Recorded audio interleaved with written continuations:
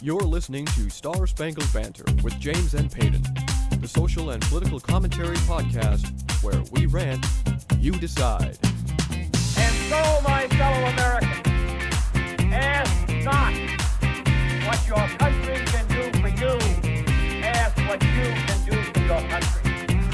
Mr. Gorbachev, tear down this wall. There is nothing wrong with America that cannot be cured by what is right with America. We're going to win so much, you may even get tired of winning. Well, hey there, America. Thanks for dropping by. You're listening to Star Spangled Banter, guaranteed to trigger. As always, I'm James, your host on the right, here with your co-host and your good buddy on the left, Peyton. I have rum. And boy, is he happy to have it. We're two political flavors that taste great together. This is your mic drop monologue. Well, mic drop monologue. Hey, I like that. Right? That's good. Well, it's been one hell of a week, America. Personally, I've been away from it myself. I spent some time with the wife traveling up the coast of this great state. We camped out at some choice spots like the Redwoods, my personal favorite Big Sur, and Pismo Beach. Lucky bastard. It was great. I spent my whole week taking in the beauty of California, blissfully unaware of the insanity unfolding in politics and social events around me. Now, when I got back, it was one hell of a wake-up party. Or one hell of a welcome party. No, wake up party. Wake up party? Yeah. Alright, it's a wake up. No, because, yeah. We're waking up to... Well, you were, like, relaxing and Right. chilling and stuff, and you come back and, It's like, oh, God. Well, it seems like welcome I've... to the nightmare. Right?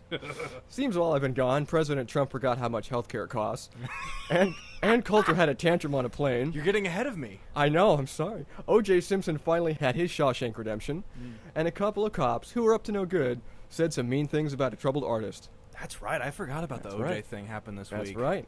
But But this hey, was a big week. it was a major week. Man, we have a lot to cover. But hey, it's just another crazy week here in America. All this, of course, got me to thinking about our humble little program and what we want to give to you, our audience, America. You know, in our current political and social climate, it's become near impossible to know who and what to trust, be it law enforcement, our supposed leaders, so-called news outlets, or hell, even each other. You see, it seems we've forgotten how to trust but verify. Instead of seeking answers and knowledge for ourselves, we resort to violence and vitriol over sound bites and headlines. Now look, guys, I get it. We're frustrated at being lied to, manipulated, and flat out ignored. But you don't need to fall victim to anger, fear, and violence. Our show promises to give it to you straight, bringing you an honest opinion without the agenda. Yep. Now there's enough so-called news and media spinning you around to make you dizzy. Think of us as an oasis of truth in a desert of deception. Ho, ho, ho. You might not always like what you hear, but we promise to be open and honest when others won't be. Trust me. That is your mic drop. You dropped it for sure. That's right. Dropped it, kicked it, stomped on it a little bit. So Mr. Wordsmith. That's over right. here. That's right. Now I'm like, I don't want to drink rum. I want to drink tea. I want to sit by a fire listening Drinking to Earl your Grey. You're listening to Drop the Mic. It was fun though, writing that up. I had fun with some play on words and some Yeah. little phrases, but at the same time, like I want to say something legit. Yeah. So No, it was nice. I think Yeah. it's a good little segue into the just. God, a lot really did happen this week. dude, I didn't realize it until I actually sat down and started doing the You research should for go this on show. vacation more often. Right? The more I go on vacation, the more shit goes down. Seriously. Granted, it was nice. It was what 4 or 5 days just camping out. You know, me, the wife, and the 2 dogs, Like just I having said, fun. I'm jealous. It was great, but let me tell you, man, every now and then, when my cell phone did get service, All right. I would catch the news that would pop up, and I'm like, oh, no. Oh, no. Oh, shit, no. Yeah. No, it just got worse and worse. I'm like, you got to be kidding me. I wanted to hide deeper into the forest and not come out, but... It's actually very interesting because my dad and I went fishing with my dad outside of Ventura, and we did some deep sea fishing. It was actually a lot of fun because I hadn't gone fishing since like high school, to the best of my recollection, and I'd never gone deep sea fishing before. So we're dropping weights like 300 feet to the bottom of the ocean. Wow. Yeah, we went out on this little guy like about 2 hours outside of Ventura. There's like a couple little islands uninhabited. yeah, There's one with like a giant lighthouse that's abandoned now. out Yeah, there. I think I read something about that. Yeah, and we were just looking for some yellowtail, some rockfish, some blue bass. One guy caught a barracuda. That was fun. Nice. Well, he caught a barracuda, and then I put in my headphones and was just listening to Heart the whole time we were fishing. Way to do it, man. So that got me in the good mood. But no, it was a lot of fun. I walked away with about 9 fish altogether, and my dad walked away with 15, I believe. So 15. yeah, Damn. which is rare. Like if you know anything about my family's history with fishing, that's a big deal. So Well, I think that's a big deal for anybody. oh yeah. So but yeah. So while we were out there and we were just on the boat hanging out, we started talking about the OJ thing, and I find it very interesting because my dad and I do not see eye to eye on basically everything when it comes to politics or culture or society or just anything. He is about as right-wing blue-collar as they come. But what I love, though, is that I love that he'll hear me out regardless of how stupid he thinks I am, Well, that's what or we how should wrong do, he thinks right? Yeah, exactly. So he was talking about the OJ thing, and he was a little bit frustrated because, of course, you know, he got out on parole and this and that and da-da-da. And the thing that he was frustrated with, which I didn't even know, and maybe we can talk about this a little bit if that's okay, Yeah. is apparently while he was in jail, he was getting, I'm assuming, pension checks from the NFL. 25 grand a month. Are you serious? I'm very serious. He was making 25,000 a month just from essentially residual checks from the NFL. Sitting his ass in jail. So you know how much he made in the 9 years he was sitting in prison? $2.7 million just for sitting in prison. Sometimes I hate this country. I just want to say, times like that, I just Right? want to drop kick everybody. So I was talking to him about it, and I didn't know how to feel initially because I was like, well, I mean, I guess it makes sense because he did work really hard. He's like one of the most famous NFL players to have ever graced the field, you know, regardless of his talent or his personality or whatever. And then, of course, the whole thing with, you know, the murder trial in the early 90s and then the armed robbery thing, which is why he went to jail Right. the second time around. But it's very intriguing to me just how he was still getting just a crap ton of money. Just to sit his ass in jail. Yeah, and Especially when he finally did get sent to jail. I'm not talking about the early 90s thing. Yeah. We can, but that's a whole other ball of wax. it's been like 20 years. I don't want to talk Right, about let's it anymore. not do that again. But you think that the NFL would have looked at his charges that sent him into jail and gone, okay, you know what, dude? No. We're going to suspend your pension until if and when you get out, and then you can have it back again. But for right now, forget it. Well, that's what I find very interesting, and maybe it's something we can talk about because as a constitutionalist, you know just a whole lot more than I do about how this all works and stuff. But I thought, and I'm probably going to sound like a total dumbass right now, but I thought that when you were convicted of a crime, of a felony against the federal government, then you are essentially not dead to rights, but like essentially everything that you had built in the outside world is essentially voided when you go inside the system, when you become incarcerated. So it's confusing that he was still getting all this money even though he was no longer contributing. You know what I mean? Well, I think it depends on what your infraction is. I mean, yes, most felonies, especially if it's a white-collar felony, everything gets shut down. Your assets get frozen. You basically don't exist on the outside. I have heard stories of felons who spent their time but were still either allocating something on the outside or they still had a business on the outside. Right. Paperwork doesn't cut off, is what I'm saying. Your name is still on paperwork. Your name is So still weird to me, on though. things. You're just not contributing, like you say. But should that still be a thing, though, when you become incarcerated? I think you should be cut off completely.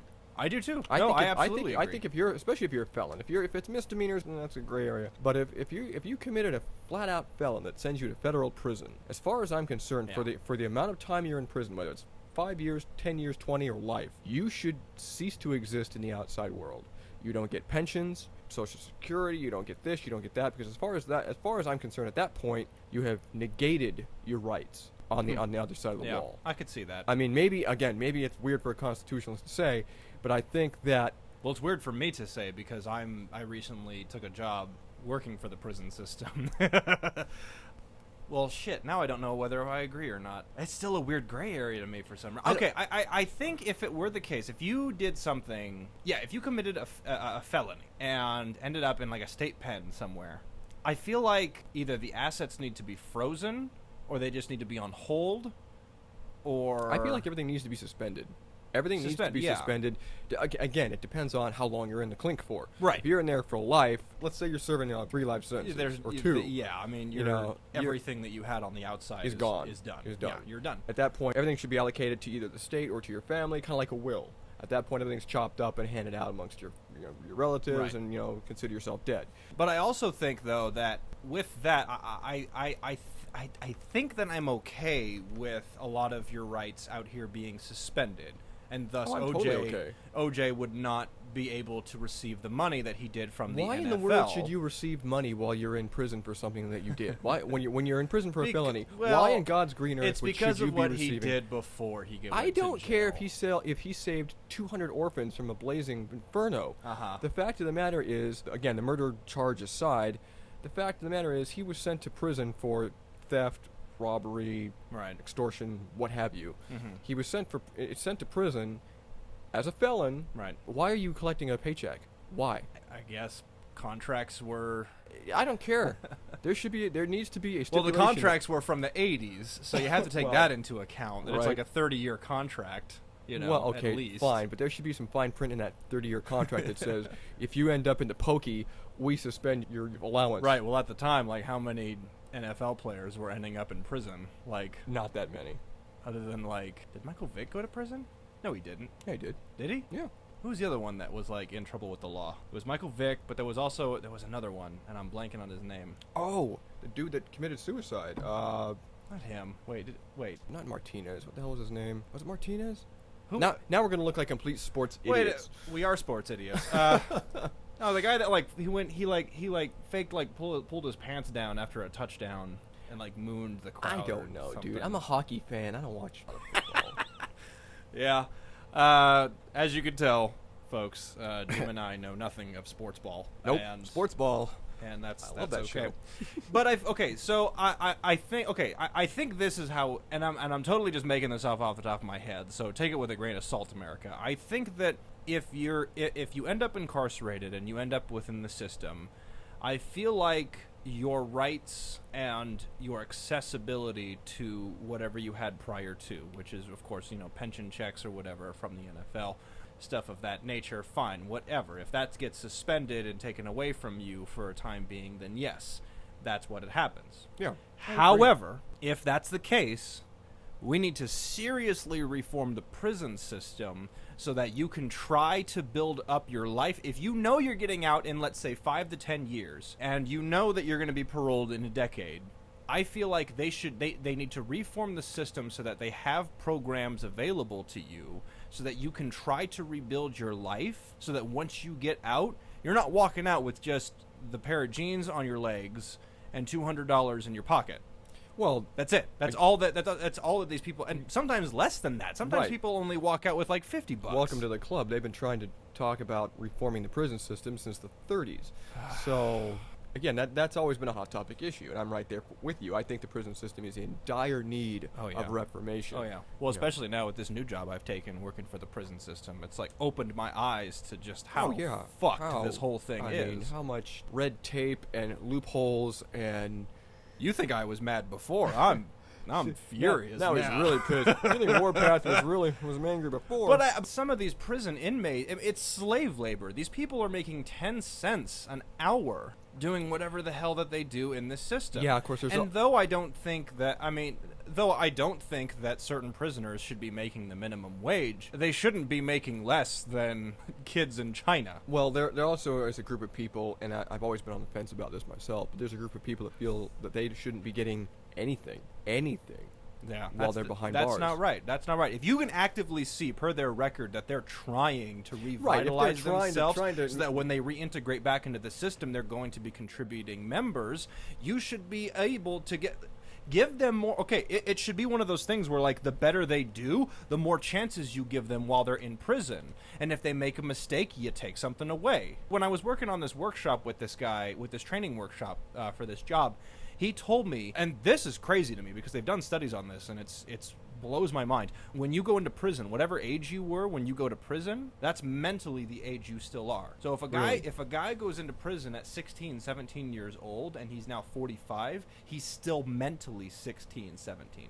It's wild. So a lot of these people, they don't have any discipline. They don't have any real guidance. Whenever you rear a child, you test them. You keep saying, okay, I'm going to try this out with you. I'm going to try this out with you. And if it works out, great. You let them have that. If they make a mistake, you take something away until they earn it back. They have to keep earning your trust back. But if we're not doing that in the same way that we deal with these prisoners, they're just going to remain completely brain dead, per se. Like, you need to treat them like you are treating a child. That's a terrible thing to say because they're adults, but mentally they're kind of not. Right. So, well, again, like I said, that's an issue that Americans have been debating for generations. And I hate that we still have it. I don't see that it's going to get better anytime soon, unfortunately, because there doesn't seem to be a whole lot of urgency Yeah. to get the issue figured out for whatever Yeah. reason. But I'm definitely right there with you. And again, we could go on and on with this. Yeah. I think it's definitely a topic for another episode. But No, I do too. I definitely see where you're going with it, and I think that ultimately, yeah, your assets should be frozen. But I agree, if you're actively trying to make yourself a better citizen while you're inside, you should be given a little bit of incentive. So Yeah, I there agree. should be an incentive. Yeah, I think when it comes to the OJ thing, I think there's a part of me that's like, I'm weirdly okay with it, but I'm not okay with it. I think the better way would have been those pension checks are suspended until he gets out. Yeah. Personally, Yeah, because that's how I would have done it. Especially because, like, when you're in prison, I mean, they essentially take care of you. They put Yeah, clothes on dude, your back. You're getting and they 3 feed meals you, a day. Yeah, they feed you 3 square meals. You're getting a day. place to sleep. You're getting cable. You're out there and getting exercise. Yeah. Some of them have masseuses. Okay, so clearly they're not. This is not the hurting, chain per gang. se. This I is mean, not, Henry Fonda stuck there, It's not dragging 20 great guys. either. Right. It's such a God. The American prison system is so weird to me. Yeah, It's still well. so weird. But yeah, I think that, you know what? Until he gets out, I think those checks need to be suspended. Agreed. Especially because, and people are like, well, that's unfair because now he has no money. I'm like, are you kidding me? Once he's out for a month, he gets 25 grand. Exactly. If he can make it for a month, which he can, he'll be fine. At least he gets 25 grand. At the end of the month, we don't get 25 Exactly. grand. He's going to keep getting 25. But this guy walked out of prison with $2.7 Yeah. million. So That's I'm not crazy. terribly sympathetic toward O.J. Simpson. Yeah. But you know who else should probably end up in prison? Whoever your politic of the week is. Oh, buddy. I am so excited. Okay, so Jim has given me the task of finding the politic of the week, and I got one, and boy howdy am I excited because this person, Who do we got, Peyton? Who is we it? have who, on door number one. our who's it? door number one, our politic of the week is our dear friend Ann Coulter. Oh, and Who I'm going to Ann start Coulter. calling Ban Coulter because Ban she doesn't Coulter? allowed to be anywhere. She should not be allowed. Definitely not on Delta. To go. She should not be allowed to go anywhere. Yeah. So Ban So Coulter. what did Miss Coulter do? So earlier this week, I think it actually kind of ended up being towards the end of last week. I'm not really sure the exact time frame. Here's what happened. Ann Coulter was flying Delta Airlines from New York to Miami, I believe it was. I have the article right now. Yeah, she was flying from New York to West Palm Beach in Florida. And she had pre-booked an emergency exit row seat. My guess is because she's so freakishly tall that she needs that extra chair to be gone. She needs headroom. Which I get. That's fine. As a tall person myself, Right, I I get totally it. understand. So essentially what had happened, however, is that she had booked I believe it was a window seat. It was a window wasn't seat. Yes. She had booked a window seat in the emergency exit row. And within less than 24 hours before the flight, she tried to change it to an aisle seat in the same row. Okay. So, but there was a weird glitch in the system to where the upgrade never went through. I mean, it was less than 24 hours. I mean, and with the way some of these airlines work, it's You need a week with most of these airlines. yeah, it's tricky no matter what you do when Right. you're flying. But so the glitch in the system happened, and essentially she was moved back to the window seat. Well, she gets in line. They let her know about the glitch. They let her know what happened, and they said that she's still at the window seat. So she kind of was like upset about that because she wanted the aisle seat. So she gets on the plane. She sees that the seat that she wanted on the aisle was empty. So she decides to sit her butt down in the aisle seat and not her original window seat. So the people start coming in. And oh, yeah, that's the other thing, too, is that she says that it's because no one was sitting in that seat. So it was fine to take that seat. I'm like, Yeah, you're the first fucking person on the plane. Of course no one's on Right. the plane, you idiot. She's like, I didn't want to bother the 200 people standing behind me, so I just got on the plane. I'm like, well, then clearly there's a reason that seat was still vacant. If 200 people are behind you in line, Stupid are you? if the entire complement of the airplane is behind you in line, and you probably are the first person. Yep. So, essentially, the lady that was supposed to sit in the aisle seat came in, and she was like, no, this is my seat. And per the tickets, She was right. she was right. Right. She was right. And was just like, screw it, I'm going to sit wherever I want, because I'm Ann fucking Coulter. So they get the flight attendants involved, and they're like, yes, ma'am, that your seat is the window seat. You need to be moved to the window seat. And Ann was like, well, this is ridiculous. I paid for the upgrade, and your system should have noticed it, and blah, blah, blah, blah, blah. Here we go. Just made this huge fucking fuss. And then, of course, it goes to social media, like course. all these rabid Republicans like to do.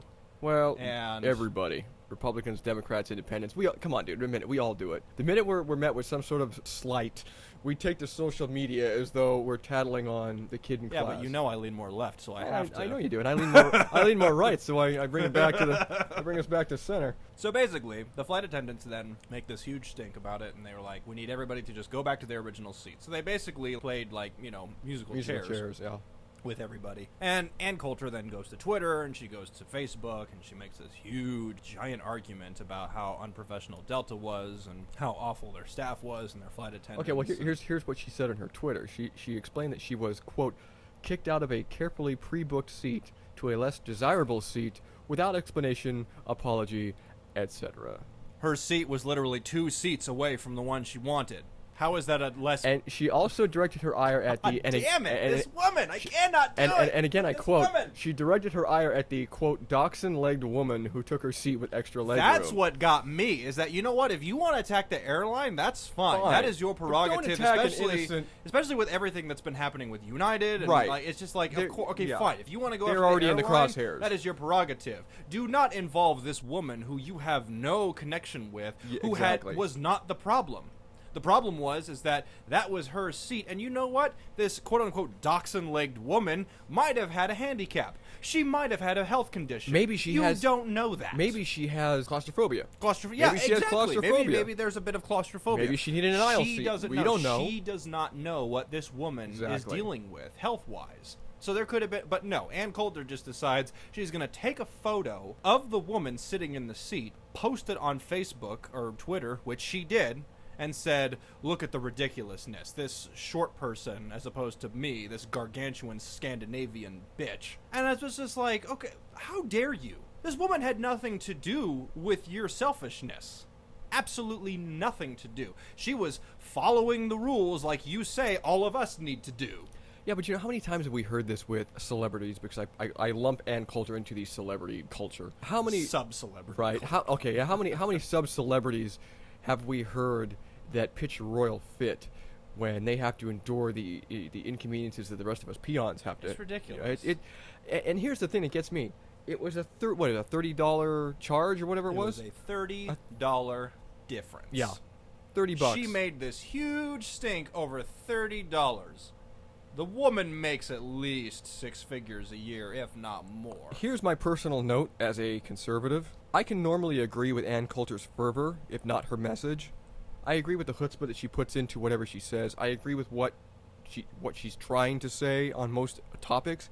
However, in this particular case, this is just petty and juvenile. Oh. This is just ridiculous. Yeah. I can't defend this. I can't No, get behind this. absolutely I not. can't condone it. The only thing I can say to this is I'm sorry Delta Oh, yeah. had to put up with the crap. Because Delta even came back with, I guess, a response to her tweet saying that we're sorry you did not receive the preferred seat you paid for, and we will refund you your $30. They refunded her $30. So it's not like she was out $30 and some leg room, $30. That gets you a dinner at TGI Fridays. right? Like, calm the hell down, Ann Coulter. If you're lucky, $30. We're not counting tip. And the best part is that, like, I tried to do some research, and I couldn't find anything that Delta had said or done that I was like, no, that wasn't. They actually seemingly remained pretty quiet Yeah. Probably just because they realized how stupid. Well, yeah, petty just that she just let was. her hang herself with her own noose is really what it comes down to. Yeah. And that's look, we all know that Anne is a bombastic character. She is the female Rush Limbaugh. man. And look, look again, and this is Not kind a of title you want to have. this ladies and gentlemen. this is coming from a conservative, by the way, folks. I cannot condone what she did. No, absolutely not. She absolutely was in the wrong. We've all been there. We've all been inconvenienced. We've all had to either change seats, or we didn't get peanuts, or the movie was Biodome with Pauly Shore. We all had to put up with those little inconveniences. $30 and half an inch of leg room is not worth No. making yourself look No. like the troll. I'm sorry, it's not. You know why she did it, though, right? It's free publicity. It's free publicity circumventing an already despised political side. She knew come on. Okay, she think thought about she it. could get Think people on about her it. side if she pitched a fit to some airlines. The percentage, like the popularity rate towards the extreme right wing is very, very low. They are not a very liked group of people anymore in this country, and I think that she knew going into that you know what, I'm gonna make a stink about this, and I'm gonna blame it on the fact that I am a conservative figurehead. And that they're just doing this because they don't like Republicans. Okay. They don't like I guarantee you that was her mindset. Look Okay. at her track record. I guarantee you that. I can't speak for her mindset, but if in fact it was, granted, yes, there are other institutions that I think are actively persecuting Republicans, i.e., Right. the UC systems, the schools. Not Delta Airlines. Right. I don't think the airlines have a anti-Republican clause in their employment policy. Right. So I don't know where she's coming from. I don't know either. If I were Delta, I would have been like, why don't you just fly first class? Right? I mean, Right? I mean, like- why are you even in coach? Was she in But coach? I don't know. Was it not first class? No, it was coach. It was It coach. was an exit Why? row. It was an exit row. Why are you? If you're Ann Coulter, where's your book money? Where's all this money? Maybe she thought if she was if the plane was about to crash and she was the first one out and was the only survivor, she could potentially be like, I knew ISIS was gonna get us. God. I knew it, so I Oh, want to be God. the first one out of there, so Here I we could go. tell everybody, look, I was right, ISIS. Fine. If she wanted to survive and blame ISIS, sit in the tail section. Yeah. She went after Delta, and Delta, there's no proof, though. That's the thing. There's no proof that Delta was doing this specifically to No. screw with her. Again, there's no proof that it wasn't per se, but this there's no is proof that it because was. she tried to change her seat less than 24 hours from the Which flight. you don't do. You don't even do that Yeah. 48 hours from the flight. Which is crazy to me too, though, because think about it. She said that Delta went after her because of who she is, but in my head, that doesn't make sense because that means that you expect them to bend over backwards for you to change a seat within less than a day because you're Ann Coulter. Again, it's The logic doesn't make sense. It's this. Well, it makes perfect sense to me. It's the celebrity mindset. Yeah. I'm fill in the blank. Where's my whatever? Yeah. It's what it comes down to. Whether it's Ann Coulter, whether it's Kanye, whether it's Bobo the trained chimp, the mindset is the same. Yeah. It's I am special enough and I deserve whatever it is. Yep. And the rest of these peasants have to take a seat. And that's what makes We the serfs. Ann Coulter in this particular week the politic of the week. Ooh, man, seriously, it really grizzled my goose. Anybody else on your hit list for this Well, week? Or? I have one. Not so much that he was a dick, as much as he was just an idiot. I guess we'll talk about it. Yeah, go ahead. I mean, might as well. I'm We're on. surprised he hasn't made the list yet. Hey, So, it's taken him this long, right? yeah, Donald X Trump. Donald X. Trump. I don't think X is his middle name, but I believe it's J.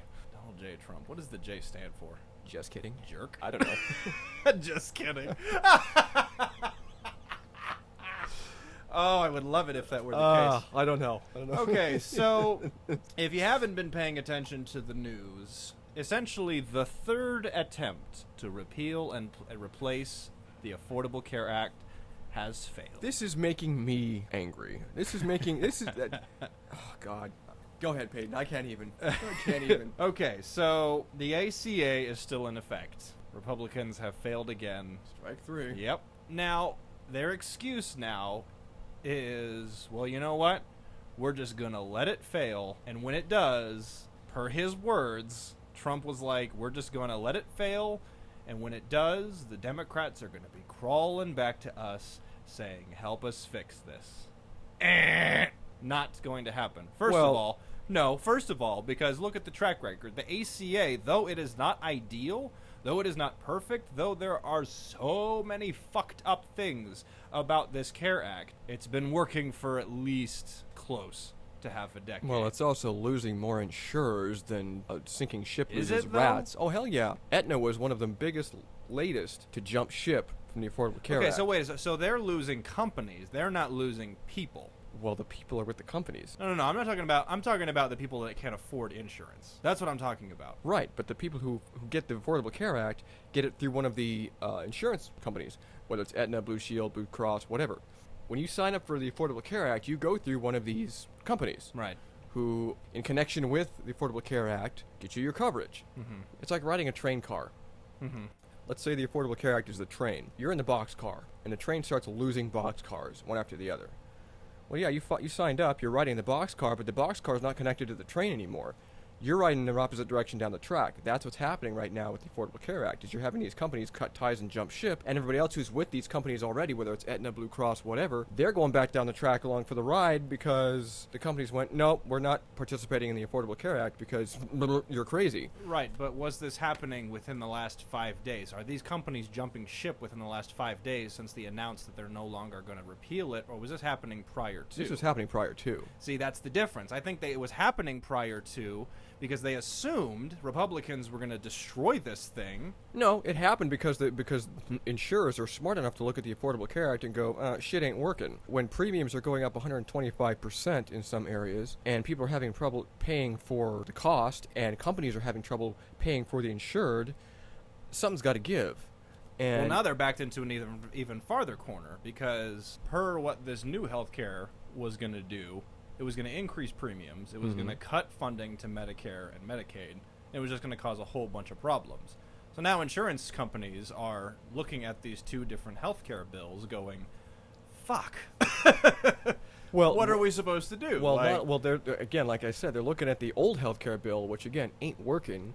They're looking at the new healthcare bill, as it is. Well, now what are they going to do? Well, now what are they going to do? They're going to go back to doing what they were doing before, which is just being an independent contractor and not going through the ACA. So do you think then... I think the ACA is going to implode on itself is what I think is going to end up happening, which is what the Republicans, if they were smart, would allow to have happen. But instead, they're over here trying to whiff at that ball over and over and over right, again. But I think the only way that that's going to work is if insurance companies lower their premiums. I don't disagree.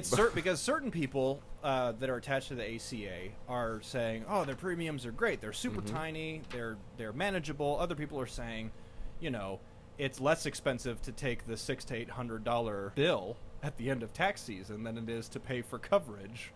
Well, yeah, they say that now until their premiums jack up by 145%. Exactly, but I think that. But again, that's not the individual premiums per the company. That's mandated via the ACA. Right. So that's what I'm saying. The ACA, if the Republicans were smart, they would allow the so-called Affordable Care Act to just self-destruct. But instead, what they're doing is they're stepping up to the plate. I think it will. I think it will. There are more Americans on healthcare now because of the ACA I think if they will leave it alone, they will find it will basically implode on itself. But instead, like I said, they keep stepping up to bat and whipping at the same damn pitch over and over and over again. That's their biggest problem. And that's their biggest problem. And the problem is that nobody wants to get on the same page and come together to either defeat or overturn or create a bill that actually works. You know why, right? Well, because they're all idiots. Because we decided to hire a businessman. "Quote unquote" businessman. No, because the president has nothing to do with per that. The way, that's no, Congress. That is strictly Congress. If anybody knows how America, how the political system works, dude, that's not how Congress works. That's not how the checks and balance system works. Anybody who studied Civics 101 knows that Congress sets the actual agenda and sets the bills and so on and so forth. So the very fact that the Republicans are sitting on their hands about this whole thing is infuriating. But if this was such a big deal to Trump as it was to Obama, he would have had better hands in it. Because here's the problem. Been more hands-on. You have too many people. It's not hands-on. You have too many people that are anti-Trump sitting in these positions of power who are sticking their head in the sand or throwing a fit and denying the agenda. because they're pissed off that he won. That's what ends up happening here. So that's what it comes down to. I see that, but again, we went way off track. We did. Because we're not actually saying why Donald Trump is. Well, yeah, one of right. our We didn't even politics touch of the week. Why, tell us why. Quickly tell us The why. reason why is because after he had come out saying we're just going to let the ACA implode on itself, we're going to have Democrats come back whining to help us fix, or that we should fix it. And then in an interview with the New York Times, like a day or two later, Donald Trump was quoted basically saying, "I don't understand why healthcare is so difficult and so confusing. I mean, on average, people that get out of college spend only around $12 to $15 a year in premiums for healthcare. What fucking universe is this man on? Seriously." I did my research on that, and just to find out. Okay, maybe he was misquoted. Because you Maybe- thought here, Jim thought I was totally just panhandling. Well, here. I thought, I'm like, well, okay, you quoted me like 3 or 4 sources that are all uber liberal. I'm like, well, that doesn't really help me. Let me try to find some more middle ground sources. So I did my homework. I went around. I checked some nonpartisan sources, and yeah, he really said that. Bam, dumbass. Yeah. I couldn't believe it. I could not believe it. I could not believe Now- that our commander-in-chief, who had said just so intrinsically within his general election period, the first thing he's going to do is fix the healthcare system. How's he going to do that if he thinks that I'm completely covered by paying $1 a month? Here's my only concession. It's possible he was a misspeak. It's possible he meant to say life insurance. It's possible he meant to say. Oh, no, a lot of people are speculating a that he day meant to or say a life month or a year, insurance, something because else. those numbers are substantially Right. lower than healthcare. But the fact is, folks, he didn't. He said a year. He said $12 a year, $12 which a I'm year. pretty Shit. sure I'm not paying. Now again, I'm not even now- sure we're paying for Butterfingers. I don't know What? what we're paying for. I don't What know. costs Okay. $12 a year? Now again, it's I don't know. It's Netflix, not even. Netflix is more expensive, It's more expensive, right? than healthcare per his Per his brain. brain. Now, okay, now it's not to say that our current system makes any more sense or works any better, because let's face it, dude, it don't. No, But it in doesn't. order to address the dismal, quote, affordable care system, you kind of have to know how healthcare works. And unfortunately, based on what I heard and what sources now again, I'm only quoting what sources I have. Right. Their reliability may be in question. They could be slanted. Well, who I did don't you know. look up? I looked up Reuters. I looked up. Right. I looked up Associated Press. Right. I looked up BBC. Yeah. Mine were I was Vox, which I looked at It- Vox it- and I was like, it skews this liberal. might be a puff piece. Yeah. They tend But then to I be. looked up Business Insider and I Right. was like, oh, he actually did mean that. It's not. The fact is, healthcare right now, as it is, bleeds far more than $12 a year or even a month from our pockets. It needs $12 a minute, and, more like it. right, and it needs a reform ASAP. Now, Donald Trump may or may not be a politic in this sense, but he comes off seeming out of touch, and it's much to his detriment. Oh yeah, absolutely. So that's why he's my second politic. Second of the week. politic of the week. $12 a year. That's what it should be. I wish. That's what it should We'll be. push for that. Good Lord. In the meantime, America, we're going to take a quick break. Yep. You guys don't go nowhere. Hang tight, folks. Welcome back, America. We are Star Spangled Banter, and we are here to fuck shit up. That's right. So what's our? Oh wait, I'm introducing. You're the introducing. headliner. Well, I was Alright. going to ask you the same question. What's our headliner, Peyton? All right. Well, I guess in association to our earlier talk with the prison system and I guess really just the justice system in general, I think it'd be a good idea to talk about police reform. It's a little headliner I like to call Good Cop, Bad Cop. We're gonna play good cop, bad cop. That's right. That's gonna be a lot of fun. It's up to you, 'cause- America, to figure out which 'cause one is we've- which. We've definitely got some polarized ideas about the police force We do. and the reform. We most but certainly I do. think we're going to add a little bit of just flavor and flair to it. Unknowingly, we were planning on recording this episode before a meeting. Unfortunately, we were running a bit late, so now they're here. But I figured, you know what? Someone to kind of give us a third voice here. We're going to invite our very first guest to Star Spangled I'm Banter. so stoked He about is a this. good friend of mine. He is, we've basically been like friends, brothers for like 10 years now, right? So this is Ben Replogle. Ben, say hi, buddy. Hey. Hey, Ben, welcome to the Hello. show. Am I speaking into the mic? You're right? speaking into the Yeah, mic. yeah, you're Alright. doing We got good. you. I know, You're doing good. But the breath screen's not in front of me. Yeah, so watch your P's and Is this gonna come out? Watch all your like, P's and watch Q's, your P's and buddy. Q's. I forgot. Upon the pucks. Yeah, I definitely would avoid those.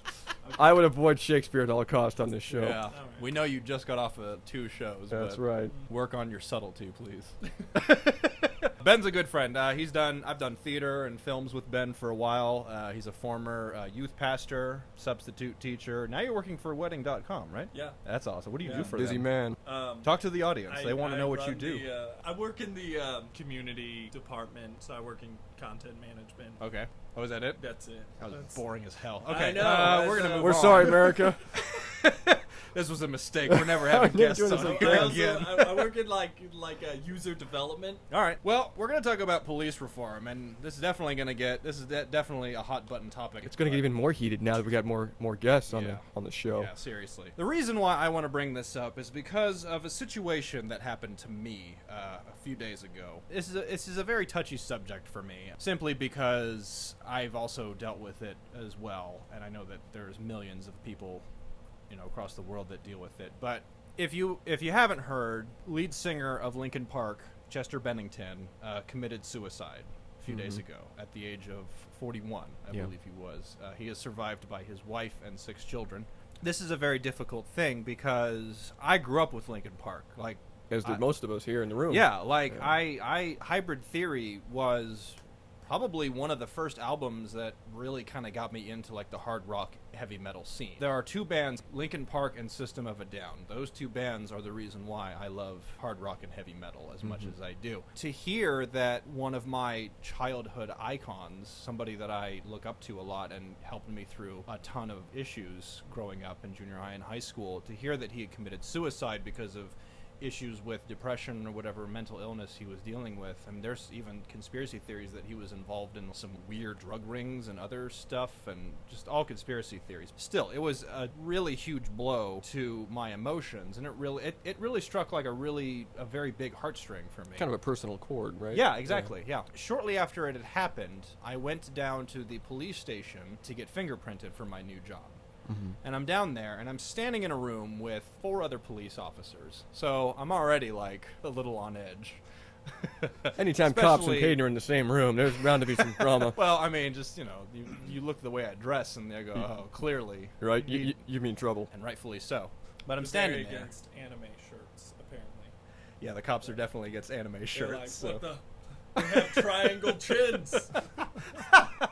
So I get there, and one of the cops is then reading an article about the suicide. And he decides to start making comments about how much of a quitter he is, how much of a piece of shit he is because he's abandoned his family, and he's so sick and tired of seeing all these posts about people praying for him and grieving. He really and said all this? Like word You for could- word? not almost? word for word. But the gist of what The he was gist saying. of what he Well, what he actually actually said was said was- he's a piece of shit, he's a fucking quitter, I'm glad he's dead, essentially. Like, so Wow. it's just like, now looking back, I probably should have spoken up, because somebody that has dealt with depression and knows people that deal with a lot of really dark mental illness issues, I probably should have said something. But I also know that I'm speaking up against 4 cops, because the rest of them did nothing. They were either silent or they totally just guffawed. They were all just like, oh yeah. They just made it like suicide was such a complacent thing. I understand when you're on the police force, you see a lot of dark shit, and you have to be Kind of some gallows humor. yeah, you have to be emotionally just blank Right. at all times, and I get that, but just feel like when you're in the space where you don't need to put on a mask like that, I'm on their turf. Like, they should not be acting that way in front of themselves. I feel like they should be free to not Put on that mask. yeah. So I got pissed, but I didn't say anything, and I kicked myself in the ass later for not saying anything. But I had made a Facebook post that was very vibrant, if you will. I like that word. It was vibrant. It was a colorful message, and I even feel worse because I'm good friends with the Riverside Arts director. He's good friends with the police chief. He was hoping that I had gotten the cop's name and badge number so that I could have filed a formal complaint against him because of what he was saying. Unfortunately, I didn't, and I kicked myself in the ass more over that. I'll pull up my post, and I won't say the whole thing because it's a pretty novel of a post. It is. It had 2 chapters in it. But what I don't understand is that this is somebody who the system has decided to place in charge of society's livelihood.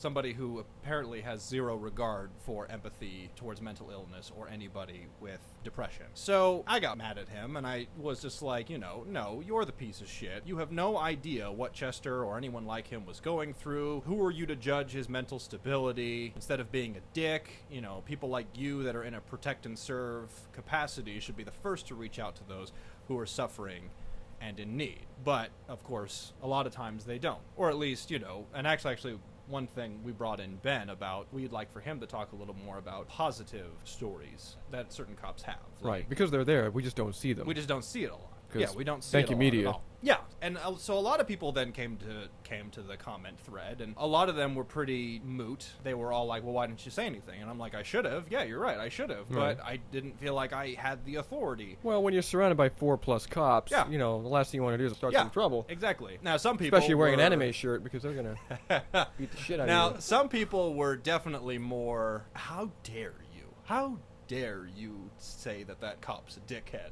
I'm like, well, he was. Well, Like, in that moment, he yeah, was. In that moment, he was. And then they started saying things like, you don't know why he's the way that he is. Maybe his dad or someone in his family could have committed suicide, and that left a very traumatic mark on his life, and he has never thoroughly coped with it or come to terms with that. And I'm like, you're right. I don't know what that cop is going through. But again, when you are in a huge authority position, like a police officer, there needs to be a better vetting process for who gets in and who doesn't. I can guarantee you right now, there are a ton of people I know that have tried to go out for the police force, to join the police academy. Some of the nicest human beings in the world. They love people, they help people, they do everything that they can for everybody, and they don't even get past the first day. And then all of these assholes end up coming in because, again, the way the vetting process works, they want you to not be human. They want you to not feel, because the less you feel, The less mistakes you're going to make. exactly. And I hate that. I think that's just the dumbest thing. But in their defense, they kind of have to, because of the fact that if your emotions get in the way, that is a fine line between life and death. Now, I'm not justifying what he did.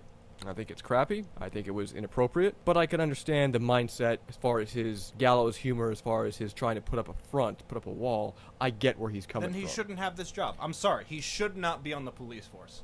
If that is going to be his attitude, if that is going to be a complete disregard for life, I'm sorry. I'm going to be really staunch about this. Well, because I especially don't disagree, per se. And especially because of, and this is actually very, like, kind of segueing into a little bit of what I want to talk about. It's funny to me when it comes to police reform, because we hear all these stories about, oh, it's happening. Well, it's happening on a state and city level. Now that confuses me because, and follow my train of thought here if you can, a lot of the training that we implement for the police academy to become an officer of the law is very militant. It's got a lot of bases in the military. The military, however, is a federal, nationwide organization, correct? Correct. And they deal with stuff on a federal level. But the police reform that's happening is only happening on a state level. So why the hell would you implement a federal mandated militant ideology on a justice system like the police force, but then the only way you're going to fix anything is on a state level? That doesn't make any sense to me. Well, Police reform needs to be a federal national thing, I- not a state reform. Now you're getting to the issue of what's state controlled, what's state mandated, what's federally mandated. That's a very touchy area. It's definitely something to look into. But the point being, I think there's a lot of good things. As many bad apples as there are in the police force and law enforcement, there are equally twice as many good police officers. And there are twice as many good things that are happening. I'd like us to talk about, first off, what the good things are, and what we can do instead of relying on anger and violence and vitriol and all that, and also, is that anger justified, and so on and so forth. But first off, let's talk about the good. Let's talk about what we're missing on the state and local level, and I know Ben has a few examples. Ben's actually yeah. Ben's actually much more Ben's much more versed in this than we are. than we are. Well, because I have a habit of anytime I hear like big headlines, big negative headlines, where it's like, oh, all this crazy stuff is happening, you see all the posts and everybody goes crazy. It's like everybody goes crazy because news outlets, they're businesses, so, they're focused on what makes the most money, what gets the most clicks, and sadly, negative headlines get more clicks. So people are only reading these negative headlines, and so they kind of get in this, righteous indignation, oh, everything's so wrong, it's so wrong, yeah, It is, but also, I would challenge you, do a Google search, because it's that easy. I just Googled, What? I was like, police reform. Well, hang on. Police reform. Google. Yeah. What? Right, What is that? nobody. It's just Nobody a new wants to do up-and-coming work, Ben. website, Come on, Ben. you We know. all use Bing. pretty- Get with the pretty times, hipster. buddy. Jeez. Either way, all it took me was 5 minutes to find like a Dallas police article from The Atlantic, I believe. Yeah, it's The Atlantic. And it talks about how the Dallas police chief, David O'Brown, since 2010 has been working on police reform, and Texas was one of the highest states of police shootings, and ever since he's been focused on implementing non-lethal tactics, things have gone down, casualties have gone down, and good things are happening, and the police force there is progressing and being and is more well seen in the public eye. I guess I'm assuming that people more than 6 years ago aren't seeing the police as a rival gang that's supported by the government, but more as actually civil servants. It's the same thing in Las Vegas, and of course other cities around America. The sad thing is we don't often get to see the good cops because the good cops don't make headlines. The cop that lets you off of a ticket just because you were polite to him. I've gotten off of tickets just because I was honest with cops. I was polite. I showed respect. They appreciate that. They love that, because they Yeah, but I face feel so much like- crap every day. I feel like those are more isolated incidents, though, because I for sure have tried being nice to cops when I've gotten pulled over, and they don't give a shit. It's not 100%, and I don't think I'm a rare incident here when I say most of the times that I've been in a friend's car or my own car where I've been pulled over. Now, granted, I've only been pulled over like twice. I've been pulled over in friends' cars, where I'm in the passenger seat, and more often than not, they're honest and polite, and the cop either lets us go or reduces the ticket. Like one of my tickets, I was going 80 in a 55 zone Oh, jeez. in a red Challenger. And So already and so- you were fucked from yeah, the beginning. like I didn't expect to be let off of this ticket. I was like, this is ridiculous. Like I was in severe fine zone. I don't know the exact laws, but it would be pretty bad. So what happens is I was like, the cop's like, do you know how fast you were going? I was like 80. Told him the truth, and then he said, "Do you know how fast the speed limit is here?" I was like 55, and maybe I put a little bit of like an extra guilty tone. I'm an actor. It's what I do. and so, because I was like, "There's no hope of getting out of this ticket, but I'm gonna try." And so, I showed him like, "Yeah, I made a mistake. I know why I'm being ticketed." And so he comes back and he's like, "Hey, I'm just gonna take 15 miles off the speed limit. I'm gonna say that you were going 65, 70, and it's gonna take a bunch of money off your ticket." I was like, thank you, officer. So those are my experiences with cops, and I'm sure a lot of other people have them. But negative headlines, they make news, and we do need to know about the negative things happening. I'm not saying, Right, we definitely do. but I think it would be a good blend. And so for any time that you read about something negative happening, do a quick Google search about that same topic, but positive, and then read another article. Spend another 5 minutes. Because I guarantee you that the positive articles will at least equal, if not outweigh, the negative articles that you're getting. Yeah. Now, granted, maybe they don't. Maybe the media is so hard up for ratings that they'll put anything. They'll put all of the negative stuff. And that's all they'll put. Yeah. All right, well, I'll address the elephant in the room then. Ben, do you think that had anything to do with the fact that because you're white? You know what? I really don't know. I So don't. you're white privilege. Right? Right. That white privilege of yours. Maybe, because think about it this way, and this has been, we probably won't spend too much time on it. No, just- because we are running. we're gonna have to just do a whole episode on just the Black Lives Matter, and because think about it this way, what you just described with the cop that you experienced, that essentially was a very similar, if not the exact same circumstance that happened to Philando Castile. A cop came up to his car, knocked on his window. He said, "Roll down." And Philando was very honest. He was like, "Sir, I just want you to know I have a gun on me. I'm not reaching for it. I'm going for my driver's license." He was very calm. He was very cordial. They released the police, the dashboard camera. dash cam. The dash cam. It's public domain now. He basically followed beat by beat what you just described what you did with the cop. Look what happened. He's now dead. What part of the country did this take place? Oh, shit. Where did this take I place? forget. You gotta also remember, racial tensions are different in other parts of the country. I'm probably ignorant to whatever white privilege I have. I don't know. But I also do I'm know. sure we all are. I'm sure there's a Mercedes with my name on it someplace, because Yeah, that's what my yeah, white right? privilege gets me. I'm still waiting for it to cash in. Right. We also live in California, and I think in Southern California specifically, racial tensions are lessened. It wasn't until I got older and a little more educated, we're probably talking like late teens, to where I started seeing this trend of racial tension. Prior to that, I never thought anything of it. Anybody in my high school or drama department, like, we were all from Well, how many tons of backgrounds, many and nobody friends- thought of a thing. Exactly. How many friends Yeah. when you were growing up were black, were Yeah. Asian, were Hispanic, or whatever? Oh, yeah, And you know, there was never an issue. yeah, my Aunt Florence is black. And, like, it wasn't until the racial tension started to where I was like, oh, yeah.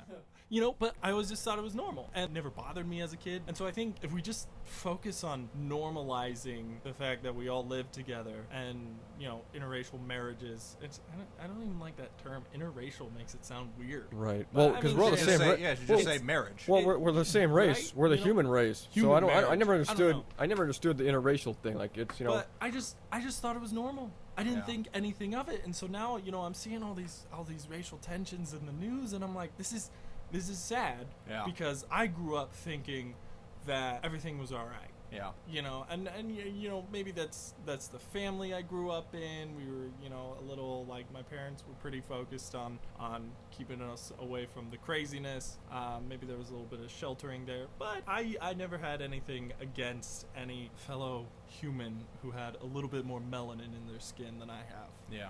But I think this comes down to the point of training. When we're talking in regards to the police force, it comes down to handling your fellow human being. You know, and again, it's not necessarily a race thing. It's just a police policy. There's a way to do your job like how the police do, and have some amount of regard for human life, because I think that's the biggest problem, is that it just seems like they just don't care. That's how it appears. But that I don't care. think they And all I'm not don't say- care. Right. I'm not saying that. Trying so hard not to make this a blanket statement, but it's Which gonna it shouldn't end up be. that way. It no shouldn't matter be what. But- regardless. right. But the problem is everyone's like, well, you don't know. Like, this one cop could just be this one bad cop. I'm like, I would believe that if any of the other 3 cops in that room stood up and said, hey, you're being an asshole. They didn't. And Maybe- the problem was, and again, I know that this is a very isolated incident. Right. With what I dealt with, but it's just that to me that just seemed like a good, like a decent reflection of how it is. Some cop makes an offhanded remark about something, and the other ones just stand there with their hands in their pockets. But maybe it's not a decent reflection. Maybe it's all a clique. Maybe those guys are all drinking buddies. Maybe they didn't say anything to each other because they're all married to each other's, you know, sisters. And maybe they're all in-laws. You know, who knows?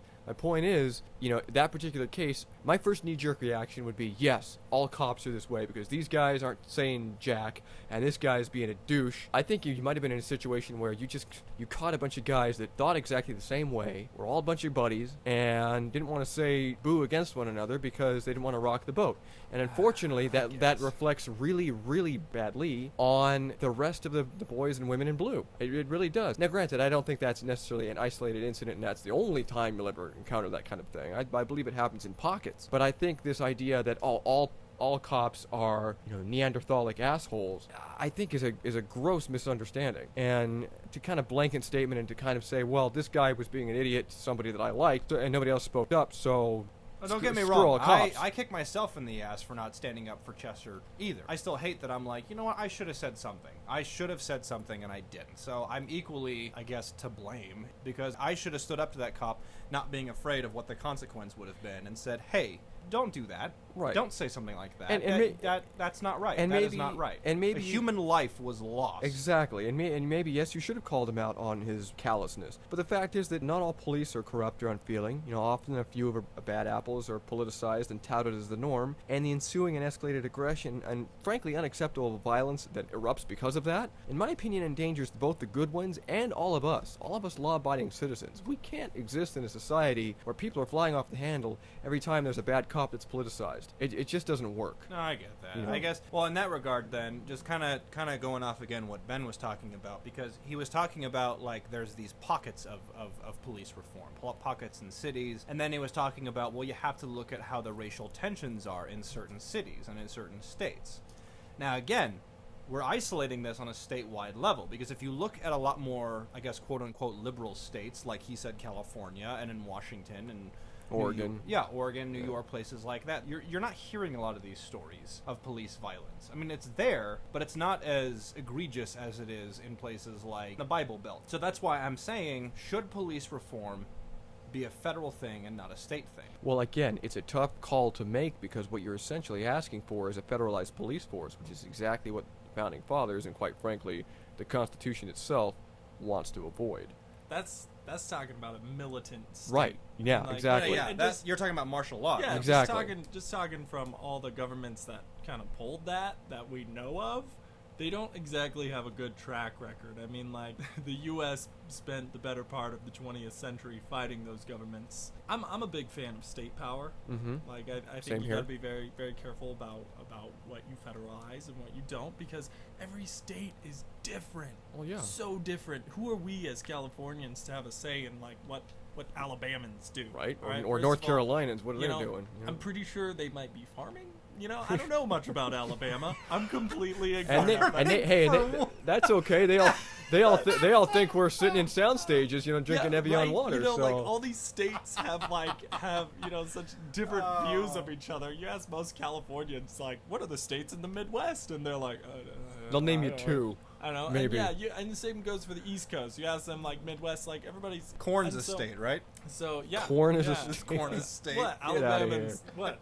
That's every single Alabaman farms. That's it. I mean, they can't do no. Yeah, that's Anyway, Kansas. You've clearly never been to Alabama either, though. I've not. No, because I'm speaking out of ignorance, and I Okay. understand that. So, But- my but- point is, but no, but men- my but point Ben- is, because I'm ignorant, I should not even dare have a say over what goes on or what goes on in the police force in Alabama, because what I know is Southern California. But that brings up a point that reform is only going to happen with law enforcement from within the system. And I think on the local and there's state no level. arguing that. Yeah. That's, I mean, Well- and see, that's why a lot of people were like, well, why didn't you speak up? I'm like, what the hell good am I going to do? Like, Because they're going to shut you down, they're going to go back to their jokes. exactly, and they're going that's to do be it. exactly, yeah, know. the system is not going to change from the outside in. But again, I don't think that federalizing is the answer, but I do think that a standardized system of reform should be implemented at some degree. Again, I don't Right, think no, I don't think it I'm needs to for be that. federalized, but I think it needs to be the common paint by numbers. It's like the golden rule. It needs to be something that everybody adheres to. Right. In law enforcement. Well, in that case, then, I would say to all city and state police forces out there, just, yeah, take a note from Dallas and what they're, because I'm looking at these numbers, and yeah, it's substantially better, whatever it is they're doing. I don't know what the hell this guy is doing, but the graphs I'm looking at right now, it's a lot less than what it used to be. But also, another one, too, was it was Las Vegas, wasn't it? Las Vegas. Yeah, Las Vegas, I think within the last, they implemented some sort of reform in their training regiments or whatever it was. It had to do with specifically in the situation where a gun is pulled on the criminal or suspect. Suspect's a better term. A lot of it just has to do with non-lethal techniques. Kind Right, of giving long- more opportunities. It's less black and white, like if you make a quick movement, we're going to shoot you.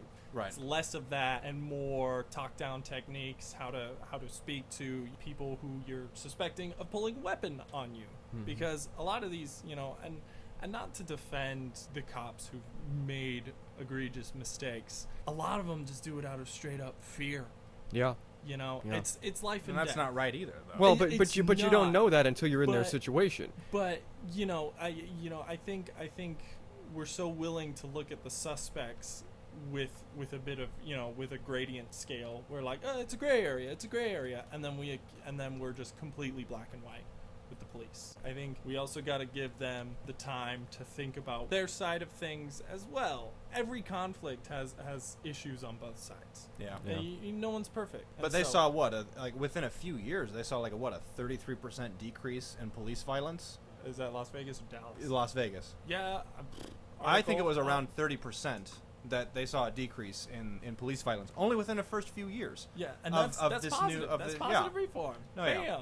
And Well, so Then that's awesome. Then everyone need to take a note from Dallas and Las Vegas because whatever the Exactly. hell they're doing it right. It's and working. Yeah, it's working. So So, folks, here's my final word on this whole thing, because we do have to have one. We really though. We really do. My final word actually changed from what it was originally going to be, because we got on a better topic, I think. Reform is only going to come from within. Yeah. But I think we need to be aware that there are more good cops than there are bad cops. Men and women in uniform are seemingly, personally I think, routinely targeted regardless of any past history of transgressions because of the sins of the few. What we need to realize here is that there are many cops out there who are working for us. They're working to keep us safe. We cannot allow bad headlines to dictate how we feel about law enforcement. We cannot allow the overabundance of negative headlines that are solely in existence for ratings, for money. We can't allow those to dictate how we feel about police. Yes, there are those out there that are negative. Yes, there are those who, quite frankly, shouldn't be a zookeeper, let alone a cop. If I can chime in then, this would be a challenge then to you, the people.